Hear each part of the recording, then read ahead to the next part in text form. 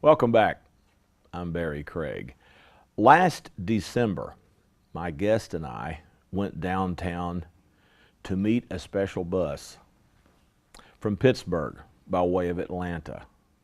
Jerome Bettis, the bus of the Pittsburgh Steelers to pro football fans. My guest is John Roberson, Professor Emeritus here at the college, and we thought it might be fun to talk about our 15 minutes of fame on Who Do You Think You Are in early March. Welcome to the program. Glad to be here. Tell us how you got involved in it, because you were involved before I was. I had never, I'll be honest with you, I was not familiar with this program. Were you? Yes, I had, well, somehow I looked into it from the very first because, well, it seemed to me that they managed to encapsulate a history of a whole family in a short period of time. And Brooke Shields was one of the first I saw. And of course, she was a charming young lady. Oh, she was. But they went back and found that she was actually related to a king of France in one of the first programs. She had never heard of that. And so that, intrigued my attention. And then when the people came here, well, as you know, it was so clandestine that you took an oath on your grandmother's grave. Had to sign non-disclosure agreements. Oh, yes. Yeah. And so it was an interesting experience, to say the least.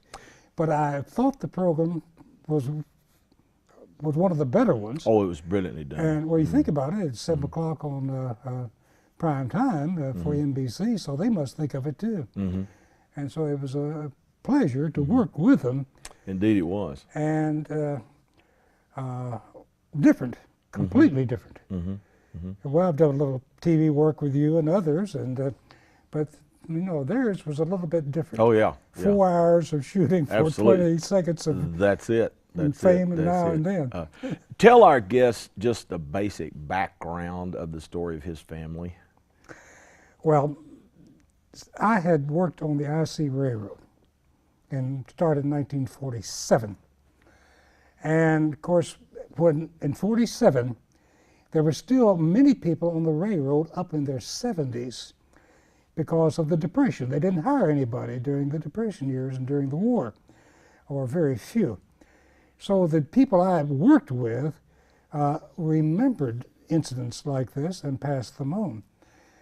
And when I was working on the railroad, one of the things I vividly remember, I was in the SA Telegraph Office for Paducah, which was the head of the I.C. Railroad all the way from Louisville to Memphis, or Millington, outside of Memphis.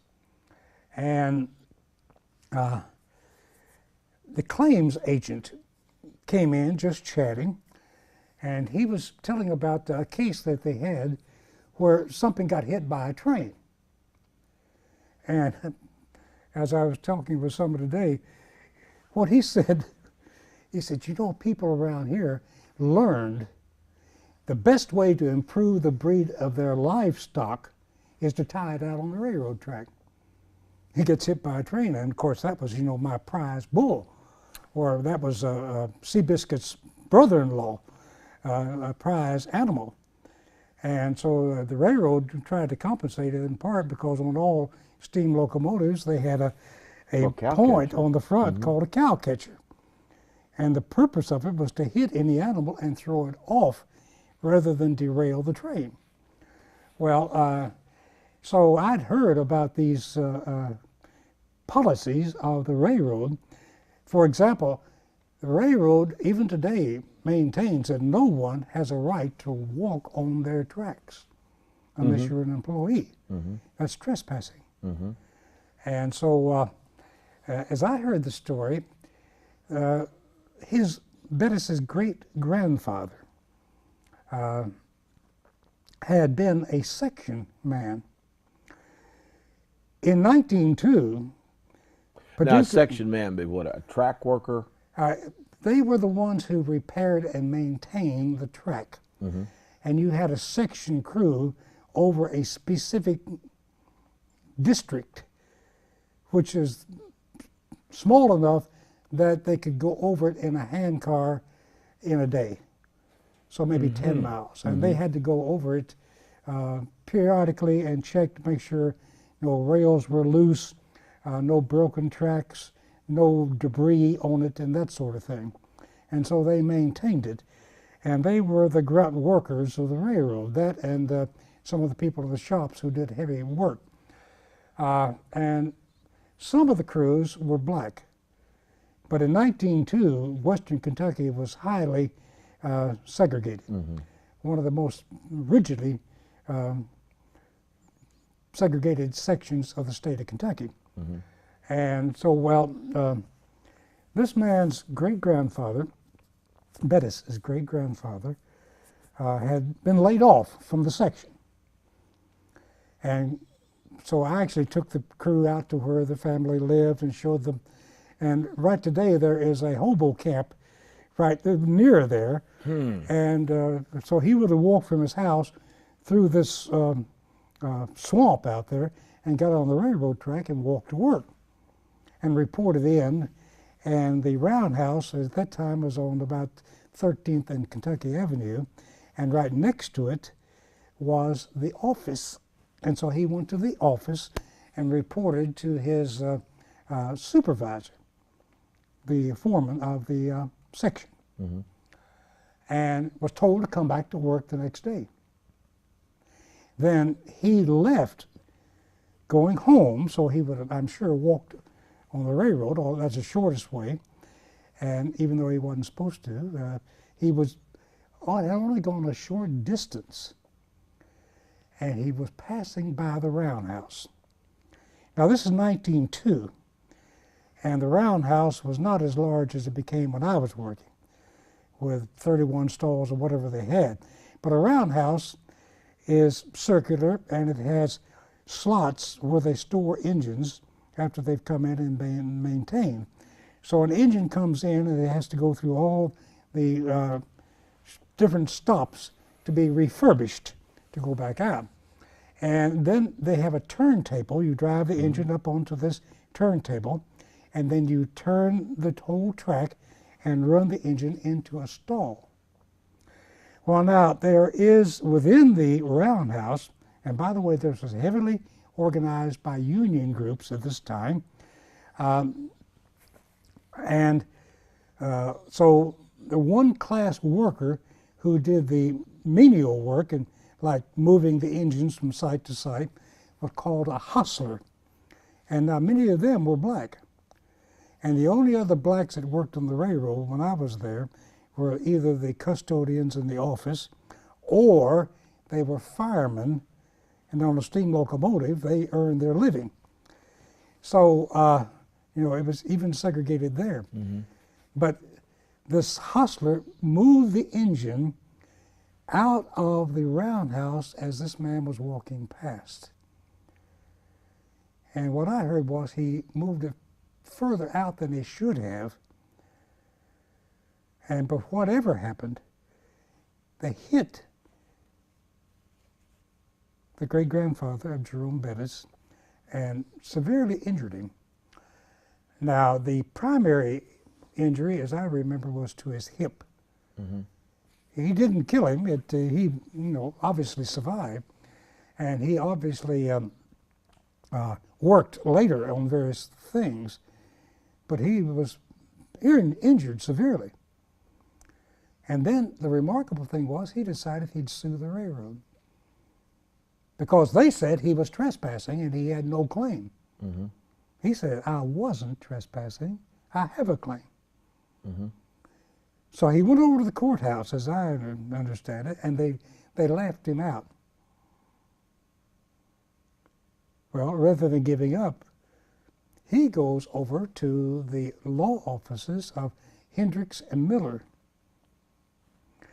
Hendricks, and I told this to the NBC people later, most people didn't realize that Hendricks was the head of the Democratic Party in McCracken County at the time, and previously had been the congressman from the 1st District. And so And wasn't he also involved in the Goebel assassination as a I believe prosecuting so. attorney? Yeah. He was Right. the attorney. Yeah, And Miller, he and Miller were well-known attorneys. yeah.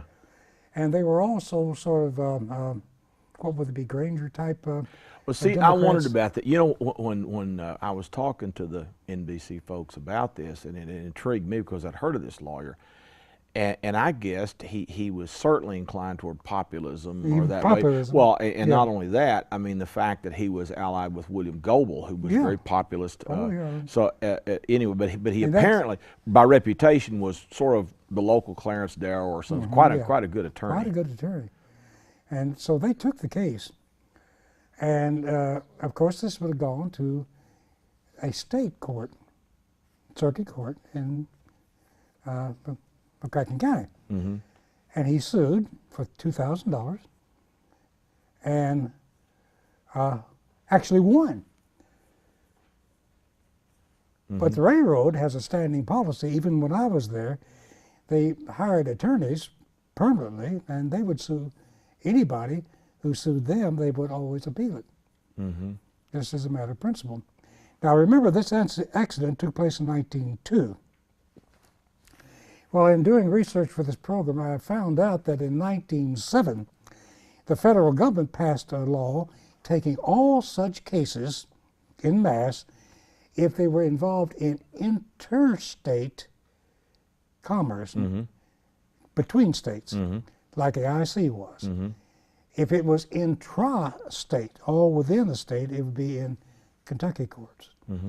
So in 1907, for one reason or another, the federal government took all such cases into their court system, because this case in 1902 was appealed, but it went to the Kentucky Court of Appeals. And that's where he won, surprising everybody. He won. And got $300. Now, how much of that he got, I don't know. But the lawyers had to have something, I'm sure. And I found out some other things that were interesting about it. I just happened to ask them, did you bother to find out who the clerk who transcribed the case was? They said no. I said, look it up. It was Alban Barkley. Wow. Alban Barkley was reading law with Hendricks at the time. That's right. Wow. That. He had been working for the current congressman, Wheeler, Right. and Wheeler hadn't paid him anything, is Right. the way he told the story. I think Wheeler disagreed with that. But anyhow, so that was sort of interesting. He Right. actually took the short end and wrote it up. Wow. Alban Barkley Yeah. was the Yeah.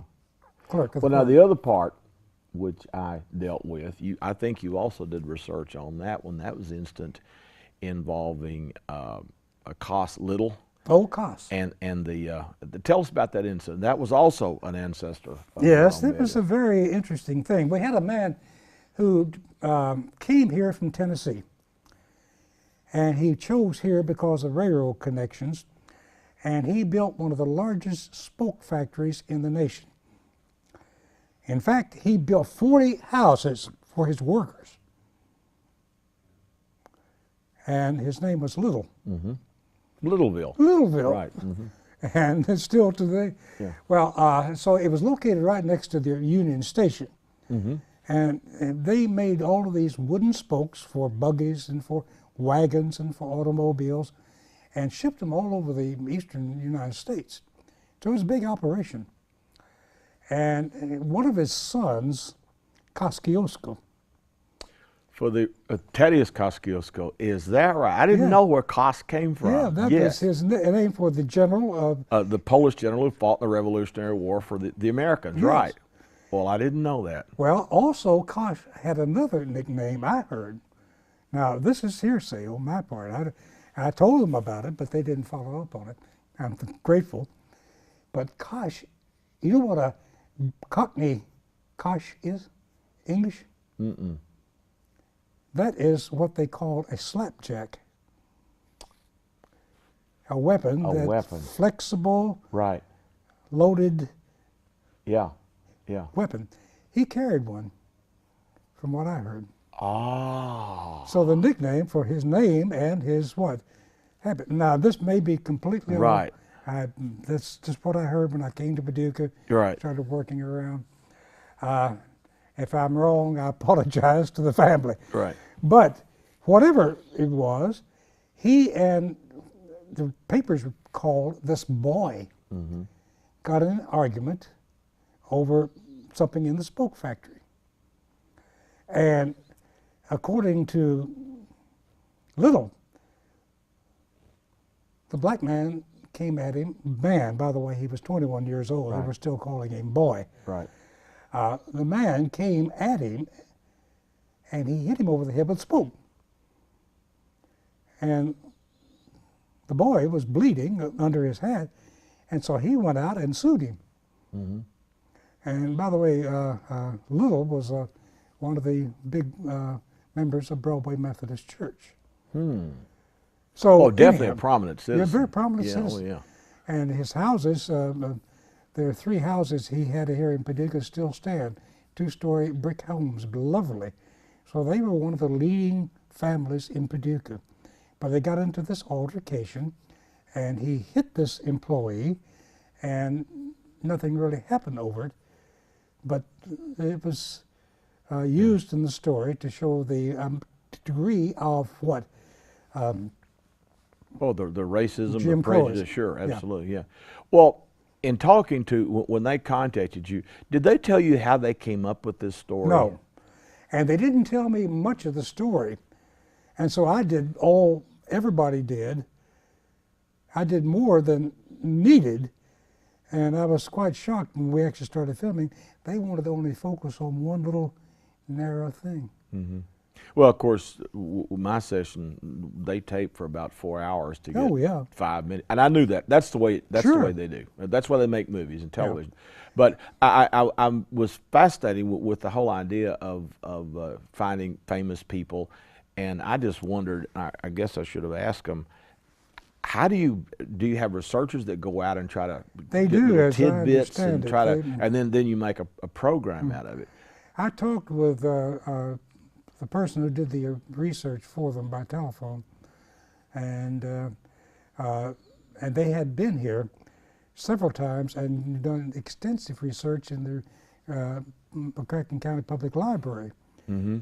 And the library was under oath not to. Oh, it was. reveal It was all very hush hush. Oh, Well, very they hush-hush. came out to see me, and again, I don't recall how they got my name, but anyway, they came out, and we talked, and one of the fellows with them had a Canon camera with a video function, and I guess it was sort of a screen test. I Oh, don't yeah. know, and so then they called me back, but I was amazed at just how, as you said, clandestine this whole thing was.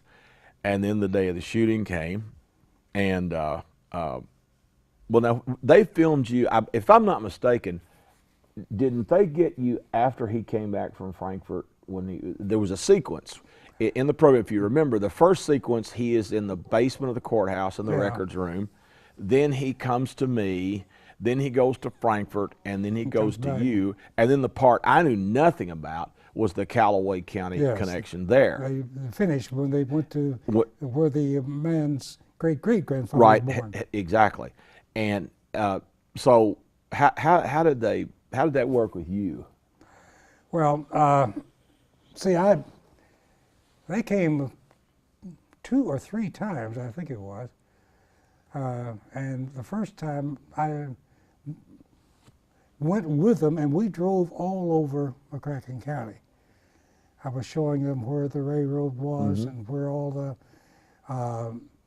the churches they were interested in, which is part they really didn't use. The family split over a church, and one of the churches still exists, and the other is a new one.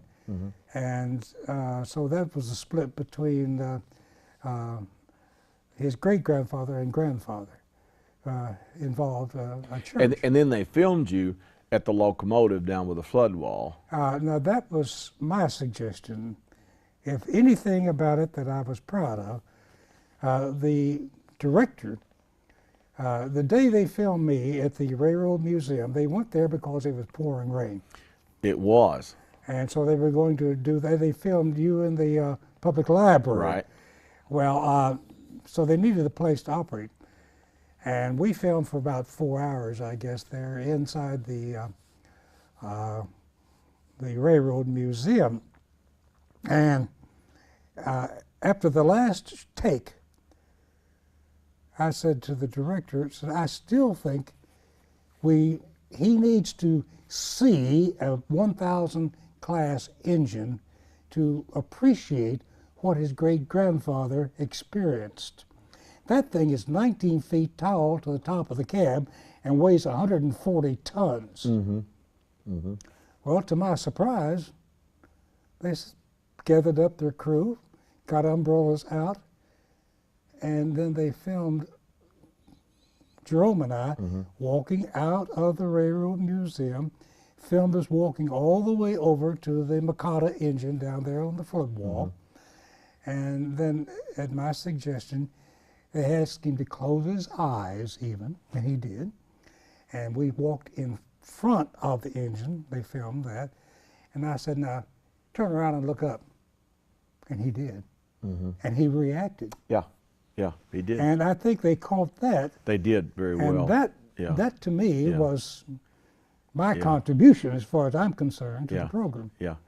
And I thought, again, and I'm very sorry you all were rained on, but I thought the rain really added something to it. I think it just added some drama to it. And then the scene toward the end, when he goes back to slavery times in the field there. And they were still umbrella. Well, between takes, did you and the bus talk and chat? And if so, what did you talk about? Well, he and I didn't talk that much during the break. One of the other people, I think they were assigned to keep me occupied. You know, they talked to. Yeah. And they had been to my house a couple, 3 times, and so we were on chatting terms. Well, the thing and again, going back to this non-disclosure agreement, on the day that I was to go down to the public library, I made an executive decision that I would break silence and contact Commissioner Gerald Watkins, who I teach with, and you know Gerald, of course. And Gerald is now running for the legislature. And as I remind Gerald, I'm running for the county line, and he can have the legislature. But anyway, I said, how quickly could you get a Duke of Paducah commission? And he said, well, I suppose pretty quickly. Who's it for? And I swore him to secrecy. And he said, that'll be great. So Gerald got the commission, and again, I didn't know how they would react because I had broken the code of silence. They were thrilled and said, go take it and present it to him. So I took Gerald over to the basement of the courthouse, and we presented him the Duke of Paducah commission, got a nice picture of it. And all during the shooting with us down at the library, he loved it. And he would, during break, he'd say, the Duke wants a bottle of water, the Duke needs a bag of peanuts, the Duke, get the Duke a candy bar. He loved it. Well, as we talked quite a bit through takes, and so toward the very end of the shooting, I said, Jerome, I'm going to have to make a confession to you. What's that? I said, I'm a devout Cleveland Browns fan. Ooh. And he said, you have got to be kidding me. I said, no, I'm serious. He said, you're joking. I said, no, I'm serious. And so he then proceeds to trash the Cleveland Browns. Which again, and I said, but you have to understand, Jerome, when I was a kid, the Browns are a really powerful team. Oh, I know that, I know. And in the end, he laughed about it. And he said, you know, he says, I can't bring myself to call them the Browns. I'll just call them the Brownies. I said, whatever. But he was terrific. He had a good sense of humor. A tremendous sense of humor. And the part that I really regretted is I have several students who are devout Steeler fans. They wear their Steeler stuff to class. One kid's even got some Steeler socks she wears. Another guy has and I kept thinking, boy, would you like to know who I'm going to go see? But I couldn't tell them. No. Well, after it was, I did though, our student worker, Jamie Parrott, is a big Steelers fan, and on the way out the door, I said, I did, again, break silence there too, but I thought it was okay, she's trustworthy. I said, you know who Jerome Bettis is? Yes, the bus. I said, you want his autograph? Yes. I said, I'll get it for you. Now, I didn't tell her how, and she was really very pleased with that. But after the show was over, I was besieged with entreaties from students. Why didn't you tell us you were going to go see the bus? Maybe you could have got me an autograph. And I said, I'm very sorry. But he did sign a number of autographs afterwards to the library staff and the personnel. But, you know, after it was over, I didn't know if we were still supposed to maintain the code of silence. I guess we were. I did. I mean, they said it was okay to tell your immediate family. And I did, but and then I saw an email from you that came out, and I thought, oh, has John broken the code of silence? Then I saw it was coming on. I was under the impression the show would be in April. I must have misunderstood, but it was. Well, I figured that, you know, they listed them, and I just counted up Fridays and thought it would be in April. You hit it, and it was. So where were you? Where did the show premiere with you? In your home? Who did you go watch it with? Well, as I remember, just at home, yeah. Yeah, I did too. They had talked at the library, of course, Nathan Lynn, who's the head of special collections, former student of ours out here, really good student. He had jokingly remarked, we should have a premiere down at the library. And I thought, well, that would be fun. Well, since they filmed part of it. Absolutely, but it didn't come to pass. Yeah. But the whole thing was just, by the way, did they make you put on makeup? No. Well, I had to. I think the problem was, they were very discreet about this, it was my bald head glaring. I'm pretty sure that's what it was. But they did, it was funny, they told me to bring 2 different shirts. Oh, yes. Same, and I thought, well, okay, so I wore my lucky yellow shirt, thought that'd be a good one, and they said, no, the camera doesn't like your shirt. I said, well, I apologize to the camera, and they made me change to a blue shirt instead, and but yes, they did put makeup right up here. Now, but they're very nice about it. I said, well, we just need to do this. I said, well, I totally understand. But the whole thing was great, and as I was saying before the program began, Gerald was able to also get 3 Duchesses of Paducah commissions, which I'm going to shortly mail to the 3 producers. They seem to really enjoy Paducah. I pointed them to Starnes Barbecue, yes.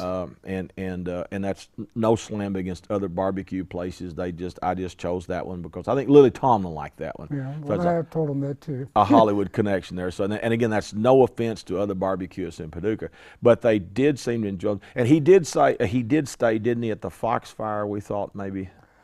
Well, that's what a friend of mine who knows the furniture out there said. But again, it was very hush-hush where he was staying. And again, yes. They didn't want to be besieged with autograph collectors. So we're out of time. Thank you for joining us, and we'll have to come back and talk about something else next time. Well, enjoyed it. My guest today was John Roberson. I'm Barry Craig. Thank you for joining us. We'll see you next time.